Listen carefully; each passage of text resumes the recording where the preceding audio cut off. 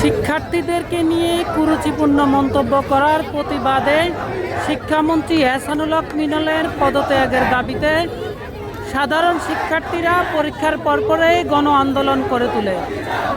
ফেনী শহরের দয়াল চত্বর ও খেজুর চত্বরে তারা জড়ো হয়ে এই আন্দোলন কর্মসূচি পালন করে।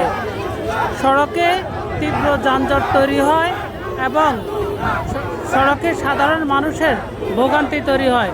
এই ক্ষেত্রে শিক্ষার্থীরা মন্ত্রীর পদত্যাগ দাবি করে নানান ধরনের স্লোগান দিয়ে থাকেন।